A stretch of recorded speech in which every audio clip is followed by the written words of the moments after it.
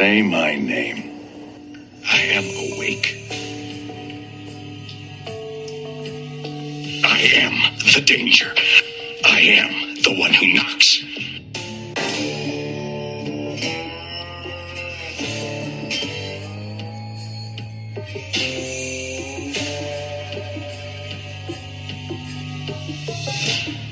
Welcome once again to Breaking into Breaking Bad.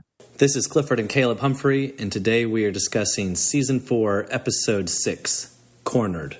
This was a pretty wild episode, I gotta say. Cabes, do you want to remind people of what happens basically in this episode in case they haven't seen it in a while? Yeah, this one opens up with a similar scene with the cartel attacking another Pollo Hermanos truck, but with this time succeeding and outmaneuvering Gus's guys, but thankfully Mike is not in the truck this time. We see a little bit more progression with the relationship between Mike and Jesse, as it's assumed that they are continuing doing these, I guess, routes where they're picking up money, and Jesse's getting really used to it. He's definitely not going back to his old ways, and it's also showing that Mike is kind of adopting. Well, he's starting to care for Jesse a little bit. You see that when they share a meal together, and Mike actually gives him his food to help with coming down from the drugs that he's no longer on. We also see the final purchase and closing of the A1A car wash from Bogdan.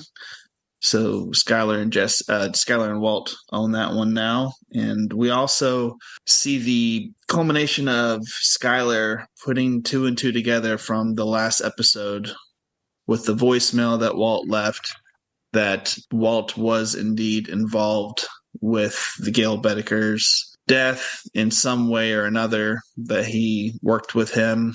And she is now more under the impression that this could put their family in danger, as before she was kind of unaware. Walt kind of goes a little reckless and buys Walt Jr. a brand new car, kind of going against everything that Skyler had put up as far as an alibi. So this one was pretty good. The episode is called Cornered. Any thoughts? Again, I feel like there's a couple pieces that you can probably put to the beginning. The people were cornered in the truck. Yep. Might be a little bit. Also, when Skyler freaks out from probably one of Walt's biggest lines of the whole series, she leaves and goes to a place where I guess all four states. Four corners. Yeah. That probably has something to do with it. I don't understand really exactly what she was doing with the coin toss, but we can get to that later. Yeah. Yeah, no, I was going to mention those two things. When the carjackers stop the Pollo Hermanos truck, it's kind of a little disturbing. They hook it up with that hose and lock the guys in so that they're suffocating on the carbon monoxide, the exhaust from the truck. And then they're just sort of sitting there and waiting for it to happen. And what do? They eat sandwiches. Yeah, they go through the driver's lunchbox. Brutal. Yeah. And then I thought, there's another scene in this episode where there are some people who are just staking out, eating sandwiches. Pimento cheese sandwiches, yeah. Pimento cheese, yeah. And that's, Mike and Jesse. And maybe in the same way, they're cornering the meth guy, the guy who has the meth heads. Yep. Yeah. I don't know. So, just a few different instances in this scene where there are people who are cornered in one way or the other. So maybe that says that there's something literal and metaphoric about this title. Anyway, anything else to say about the intro? I think you were right that we can make sense now of the former episode where Mike is in the truck and he shoots his way out. In other words, this is the same group of people. Right. Likely. They failed the first time. They succeeded this time. We don't know who they are. Are they the cartel? We don't know, but they're a pretty ruthless people. Yeah, I mean, from what we've seen so far, they're obviously a group of people that Gus is very aware of. And at the end, it's kind of gotten to the point where Gus instructs Mike to set up a meeting. So there's obviously some bad blood that they need to discuss. Yeah. Okay, so as you mentioned, Skyler is... So we have to remember, this is the day after the dinner at Hank and Marie's where Walt drank way too much wine and foolishly led Hank to believe that, in fact, Gale was not Heisenberg and that he should keep looking. And that whole thing with Gale's murder has obviously gotten Skyler to be thinking. And I think she's reasonable here. She's concerned about the safety of the family and the children. She has to be. And she's always been worried about that. And Walt has been able to convince her that there's nothing to be afraid of. There's no danger. Everything's fine. And the way that everything went down with Hank describing Gale's murder led her to believe that actually we might be in danger. And then you're right, she puts together with the voicemail. And while Skyler and Walt are talking, I think there's a really interesting conversation where Walt says she tries to psychologize him and say, I think you were crying out for help and you need to talk about it and tell us what's going on. And he says, no, there needs to be a firewall between what he's seen and what he's done. And he says church and state, which I'm not going to say is the right way to interpret the Jefferson's letter to the Danbury Baptists regarding the separation of church and state. But his point is firewall, separation. And that's what I think he's done in his mind, right? I don't think about the things I've done, the things I've said. And I definitely don't tell you about it so that you're not haunted by it. In other words, he's sort of absorbing all of the evil things that have to be done, right? That's what he's telling himself. Right. But I also feel like he doesn't want to talk about it with her because he doesn't want her to question him on anything.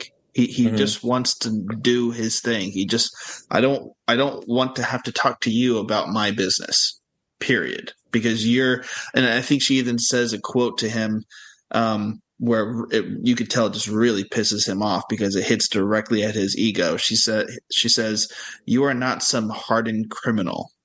Which you could tell that he kind of took offense to that because it's like, well, hold on, you don't know what I've done. And then it's like he's not even thinking about why he's even proud to be this hardened criminal.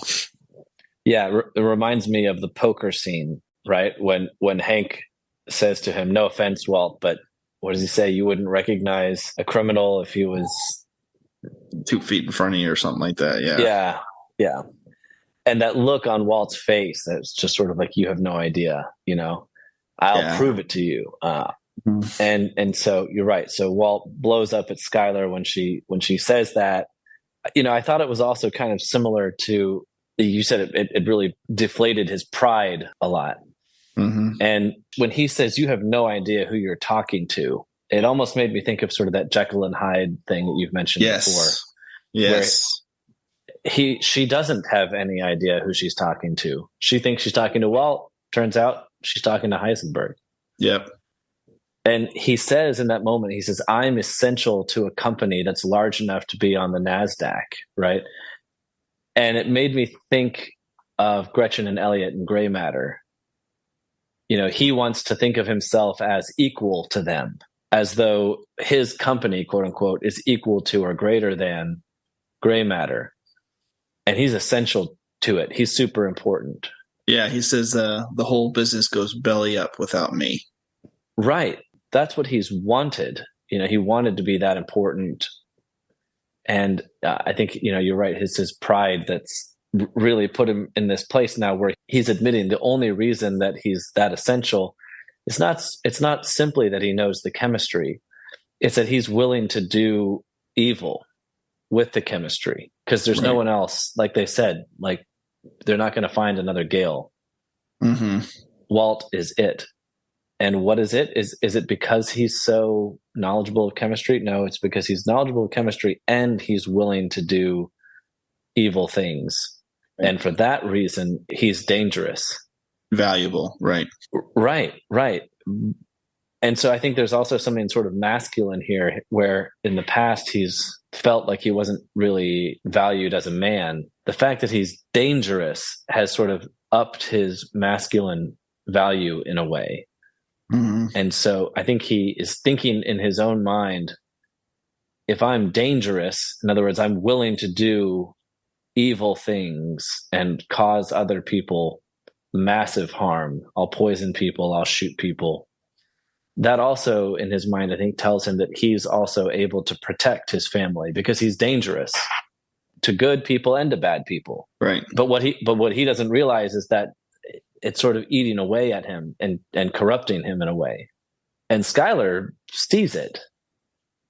And she's worried for him. And he seems to be kind of at a crossroads now. And she's saying, come back this way. And he's saying, you don't understand. I'm going to keep going down this path. And I think it's a later scene when he says, I'm the protector of this family. And she says, I'm going to be the one that protects this family from the one who protects this family. Right. That was a big statement. It kind of opened up his eyes a little bit because that was the first time he was almost acknowledged that he is the bad guy in a sense, right? Because she basically put it out there for him, and he kind of had to accept it. Yeah. It was interesting that there was a contrast between Heisenberg yelling at Skyler, I am the danger, I'm the one who knocks, and then pathetic Walt around Bogdan, just sitting there while Bogdan tells him that he's not tough enough, and that maybe he should call his wife if things get tough. Yeah, that was pretty crazy. How'd you take that? Well, the fact that he was holding himself together, was he doing that because this was the conversation that he chose to take the high ground and not blow up and destroy the deal? Or it didn't look like he was, holding back and was like about to punch him, but he was holding self-control. Like, it didn't seem like that at all. Yeah, only time he sort of shows any kind of spine is when Bogdan tries to take his dollar bill. Yeah. And Walt's like, no, as is, keep the dollar bill. And then he goes and gets a Coke with it. In other words, this thing that was really important to Bogdan is not important to, but it was pathetic, Yeah, in a way. He's Bogdan, like, I'm going to show you, Bogdan, but like he didn't. Like, no, like Bogdan had some pride the whole time. And yeah, he didn't. You would think he would have. Heisenberg would have kind of showed his face there, right? Another critical scene is when Skyler leaves, and it's just Walt and Walter Jr. And Walter Jr. says, why'd mom leave? And he says, well, it has something to do with your gambling addiction. He says, yeah, your mom just needs space. And he says, well, Dad, it's not your fault. You've got this disease. Gambling's a disease. It's just like alcoholism. And it was really interesting. You could see Walter Jr. had like researched this a little bit. And it was really important for Walt to tell Walter Jr., no, son, I'm not the victim here. I made choices, and that's what happened, and I stand by those choices. But in other words, he's maintaining his autonomy. He's maintaining his free choice. I'm the one who chose the path I'm on. I didn't just stumble down here and I got sick and got a gambling disease. Right. And I can't tell if that's supposed to be a parenting moment, where he's just like, listen, son, like, you reap what you sow, or I don't think so. It was almost like he wants his son to be proud of him. Like, I earned all of this. In fact, right. you want a car? Let's go buy you a Charger, like. I think he was taking advantage of the opportunity where Walt Jr. was bringing that up, and he could clarify without any distraction or agreeableness from Skyler, so that he could say in his own words that I'm not an addict, son. Like, the things I've done, you're welcome, by the way, I have done because of the choices I made. Right. Remember, Skyler when she was trying to paint this story of how remorseful. Yes, exactly. Yeah. This was his one time. Shameful. This is one time to paint his own story. Right. Yeah, no, this I thought was the same as when he's holding Holly and he's pointing out the money. Daddy did that. Daddy did that with his own choice. And I think buying the car for Walter Jr. was the same kind of thing. Daddy did that. It's kind of silly in one hand, but on the other hand, I think it explains Walt's desire to get some kind of glory. The last thing he wants to do is find some careful narrative that explains all of this in a way that strips him of all his glory. That's the last thing he wants, which is what Skyler's narrative essentially does. Right. It was very reckless. He was just hugely reckless. Yeah. And when we spoke about this before, that he hasn't been able to really enjoy any of his successes. Right. And this, when he was telling his story and hanging out one-on-one with Walt Jr., this was his ability to let loose. And all rationale of the story alibi that they've come up with. And Skyler paints it pretty perfect. She goes like, well, I'm the bad mother now that has to take away a car from the loving father that does all these great things for the son. Yeah. So thank you for that. So right. No, she had some good points. She had him kind of dead to rights. I think it showed, I mean, what for a guy who's as smart as Walt, and when he's skipping ahead a little bit, when he's sitting there with Jesse outside the lab and he's putting it all together, wait, they staged this. There's no way that you're like the guy who they wanted as the bodyguard. I mean, Walt's really smart. He's putting it all together. Right. And yet in this scene, when he buys the car, he's lost all ability to sort of think through, okay, what's going to happen if we do this? And then that'll probably lead to this. All he can think about is how good will it feel for me to buy this car for Walter Jr. right now? All consequences afterward, be damned. And that seems out of character. It seems like he's able to separate business with critical thinking.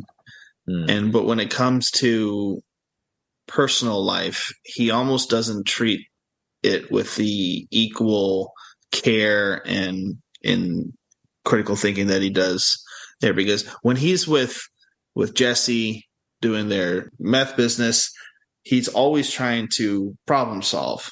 But when it comes to anything personal with Skyler, he's been on the defense since phase one, and he just hasn't really been able to, coordinate with that side as much. But you're right. He figured it out. He's like, oh, this is all about me. I mean, I don't know if that's true, but right. No, I think it is. Well, the putting the why you? Why not one of his henchmen? What's so special about you? Are you a Navy SEAL? I think he said Well, and he knows that Gus has zero respect for Jesse. And remember when they first started working with Gus, I mean, it was only because Walt was able to persuade Gus to overlook, because he says, I don't work with druggies. Right. So maybe let's shift over to talking about Jesse a little bit, since we're kind of there. So Mike and Jesse are at a diner, and you're right, it's this time when Jesse's sort of not doing well, and Mike asks him, you okay? And he offers him some food. And it reminded me a lot of that scene after Jesse had shot Gail, when he's sitting in the diner with Walt. And Walt asks him, are you okay? It was very, very similar. So it seems like what's happening is Jesse is shifting in his relationship from Walt to Mike in a very odd kind of way. Maybe it reminds us that Jesse just needs sort of father figures in his life generally. One question I had is that Walt has demonstrated, not just said, but demonstrated a loyalty to Jesse. I mean, he put his own life really on the line and said, if you don't take Jesse, you don't get me. Right. And I'm wondering, does Jesse recognize that as I don't know. I mean, in a lot of ways, Jesse's life has become really horrible because of Walt. On the other hand, any kind of success that he has is also because of Walt. And now Walt has said, I will walk if you don't take Jesse. And there's this demonstration of loyalty that I wonder if Jesse recognizes and reciprocates. Because when he just leaves him to go with Mike, it's very flippant and he doesn't show any kind of right. Now, again, I know Walt has like broken into his house and shit. What did you do? Step by step with the murderer, and been very belittling to him. So I get all that. So I do think that there's a sense of loyalty that Jesse feels that Walt has towards him, but there's also this partnership that has gone through so many, peaks and valleys, that they're almost like middle school brothers that are constantly getting into arguments in some way. So even if he did like something that Walt was doing, it's almost like he's not going to say anything. He just wants to play it off. It's almost like Jesse is always trying to prove to Walt that he is man enough to be who he is, and that in some ways he's better than what Walt views of him. He's always trying to look for Walt's acceptance in a sense, and Walt never really seems to give it. So therefore there's some anger and animosity towards him. Yeah. Jesse gets a phone call when they're in the lab and just abandons Walt and goes to go with Mike. That seemed to be on purpose, like the timing of it. You'd think if it were the day before, Mike would say, hey, go to the lab, spend 2 hours there, and then I'll come pick you up, at 10 or something. But this sort of, I'll call you and then you'll drop everything and you'll just come hang out. You'll join me. I think it's calculated to make Walt upset. And it does. It upsets him. Yeah. Right when they were headed clean.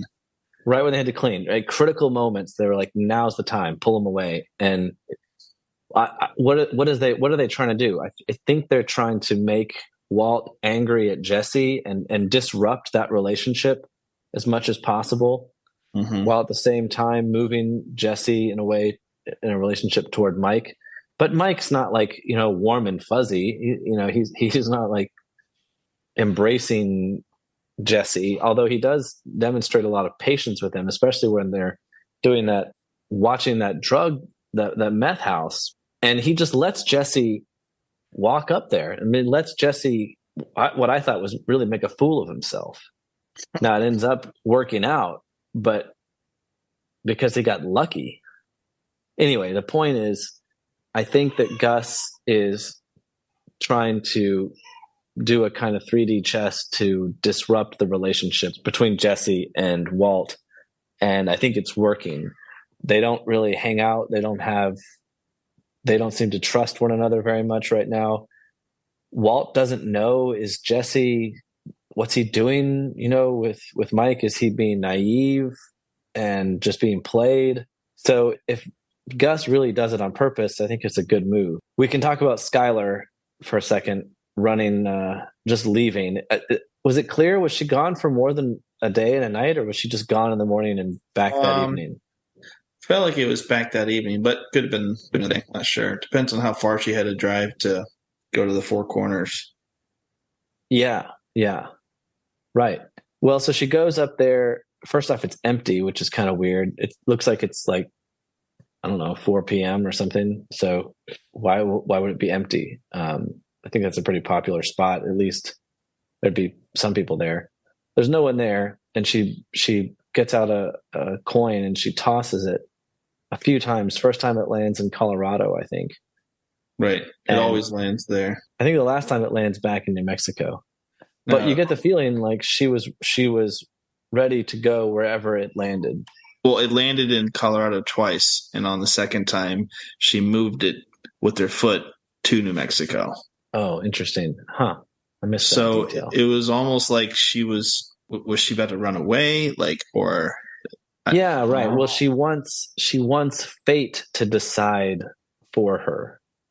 It's like Two-Face, Batman. Like, I'm not going to exercise my choice here. I'm going to let fate decide. But then at the end of the day, she's not strong enough to sort of submit herself to the whim of fate. So she controls it, which is sort of what we have seen with Skyler before. She's right. A person who controls things. And she's got Holly right there. It's like she's ready to just leave. But at the end of the day, I think she's not ready to leave. But it's interesting that she drives all the way up there, goes through this dance like she's willing to do this thing. And at the end of the day, she's going to exert control and say, no, I'm going back home. So I don't know what else that says about Skyler, but being that the title of this episode again is called Cornered, seems to be that this is a critical episode where she makes a choice to stay with Walt, with eyes wide open, that doing that is going to be opening herself up to danger and opening her family up to danger. And I don't know, we'll have to watch from here on out, but my guess is that this is a turning point for her. Okay, briefly, Jesse and the meth house. He runs out of patience after a full 30 seconds of sitting in the car. I mean, they're not there long at all. And Jesse's like, oh man, I'm not doing this. And he's sort of puffed up with pride, like, oh, I know exactly how to handle this situation. He goes up, and I thought he would have spoiled the whole sense of alarm. And then the guy seems clearly disturbed or high or something. I mean, he could have just pulled out a gun and shot Jesse. I mean, the whole thing. So, a question was that an act of bravery on Jesse's part? Or what I think it was, an act of recklessness that looks like bravery, but really was stupid. And it only worked because he got lucky. I mean, I think there's a little bit of everything here. Like, he definitely is trying to prove his worth to Mike. That's so right. He's willing to do some more reckless things if that gets him in a better position with Mike. Yeah. Also, I do think he has some pretty good experience with meth heads. He had about 50 of them living in his house for a while. And also he was dealing to them himself back in the day. So I do think he did have some idea, but of course it was reckless. But he did it for a reason. Yeah, the digging of the hole was hilarious. Yeah. Tucker. Gotta say that. Yeah. Tucker. Yeah. Man, that guy who was in there, that was scary. I mean, the way it was filmed, like the whole thing was believable. Like, this guy's crazy and he's high.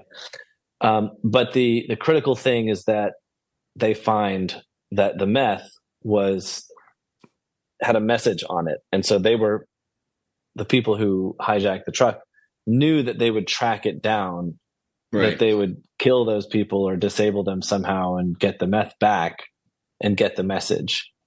So that was a pretty, like, oh man, this is a big deal.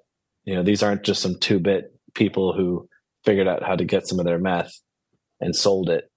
These are some people who are big players. So there's some foreshadowing going on there. Yeah. I think you're right in general, though, that Jesse is sort of asking himself, who am I here? Am I really a tough guy that Gus thinks that can protect Mike? And, he wants to know. So he puts himself in danger to try and see how he can handle himself. And it works out. But again, I think mainly it's because he just got lucky. So when Gus comes to meet Mike and they talk, and then as Gus leaves, and Jesse asks him point blank, why me? And Gus says, I like to think I see things in people. And he says it very believably. And we know it's complete BS. Right. And then we're left, we realize, oh man, that's the way he talks about everything to everyone. When he was at the hospital with, talking to the police guys, and he sounded very concerned and, and all that. Like, we realize he's a consummate actor. Like, this guy knows how to say exactly what he needs to say to anyone. Hiding in plain sight. Yeah. Right. He's good. He's very good. So Skyler gets back, and Walt's trying to smooth things over with her, and he says, I may have overstated things the other day. And it sounded, again, very pathetic. It really does look Jekyll and Hyde. There's no way that was Heisenberg. That was old Walt. Oh, I'm so sorry. I may have overstated some things. I'm so sorry. It's just more pathetic for a guy who is trying to convince himself and his son, no, I'm in control of my life. I'm the one who made these choices. I stand by them. And they got these successes like this giant car. See what kind of power I have? Contrast that with him telling Sky, well, I'm not exactly the one who knocks. I'm not really that dangerous. It just came across as really pathetic, I thought. Yeah, I agree. And I think she kind of recognized that too. Yeah. Well, and her comment, that someone has to protect this family from the man who protects this family. It's sort of saying like when Heisenberg is around, he's reckless and the family can get hurt. And when it's Walt around, his egotism and his, all of that, his pride also can hurt this family. But what I heard in Skyler's voice, again, paired with her determination to control her destiny there in Four Corners, tells me that she's signed on. She's like, okay, I realize what's going on, what to expect, and I'm here. I'm here to protect this family from the man who has to protect this family. So it seems to me that she's in, but right.